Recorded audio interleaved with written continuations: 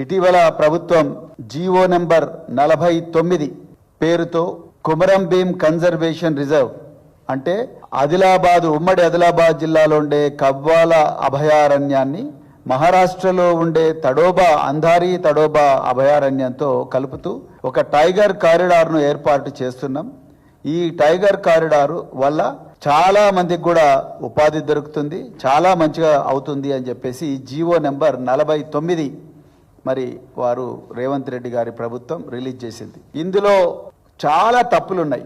మొట్టమొదటిది. రెండవది, రాజ్యాంగంలో ఉండే 5వ షెడ్యూలు, అదే విధంగా ఫారెస్ట్ రైట్స్ యాక్ట్ దాని ఉల్లంఘన, అదే విధంగా గిరిజన హక్కుల చట్టం ఏదైతుందో ఆ చట్టాల ఉల్లంఘన, ఇవన్నీ కూడా ఇందులో ఉన్నాయి. మరి ముఖ్యంగా రాజ్యాంగంలో ఉండే ఆర్టికల్ 14, ఆర్టికల్ 21 జీవించే హక్కు ఉల్లంఘన ఉంది. మళ్ళీ రిపీట్ చేస్తున్నాం, భారత రాష్ట్ర సమితి వన్య ప్రాణుల సంరక్షణ కోసం పరితపించే పార్టీ. నిజానికి కేసీఆర్ గారి పాలనలో ఈ రాష్ట్రంలో మునుపెన్నడూ లేని విధంగా అటవీ ప్రాంతం పెరిగింది.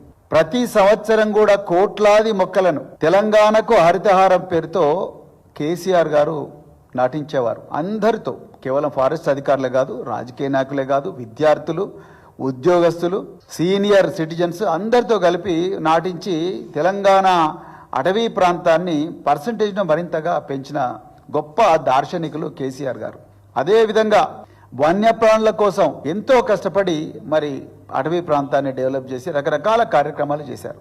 అదేవిధంగా ఇటీవలనే తెలంగాణ రాష్ట్ర ప్రభుత్వం రేవంత్ రెడ్డి నాయకత్వంలో నడుస్తున్న ఈ కాంగ్రెస్ పార్టీ రాష్ట్ర ప్రభుత్వం నిర్లజ్జగా హైదరాబాదు సెంట్రల్ యూనివర్సిటీలో 100 ఎకరాల అటవీ భూమిని సుధావర్మన్ వర్సెస్ స్టేట్ ఆఫ్ తమిళనాడు ఈ సుప్రీంకోర్టు జడ్జిమెంట్ను యథేచ్ఛగా పట్టపగలే ఉల్లంఘించి వందలాది మంది పోలీసుల పహారాలో 100 బుల్డోజర్లతోని 100 ఎకరాల అటవీ ప్రాంతాన్ని నాశనం చేసి పదుల సంఖ్యలో జింకలు, నెమళ్ల సంహారానికి పూనుకుంటే ఆనాడు వీరోచిత పోరాటం చేసింది భారత రాష్ట్ర సమితి పార్టీ. కేటీఆర్ గారు, హరీష్ రావు గారు, బీఆర్ఎస్వి నాయకులు, ఇంకా ఎంతో మంది సీనియర్ నాయకులు పెద్ద ఎత్తున కూడా ఉద్యమం చేశారు. దీని మీద 2 విద్యార్థుల మీద నాన్ బెయిలబుల్ కేసులు పెట్టి జైలుకు పంపించిన రేవంత్ రెడ్డి. అటవీ ప్రాంత సంరక్షణ కోసం మరి పార్టీ చేసిన పోరాటం వల్లనే సుప్రీంకోర్టు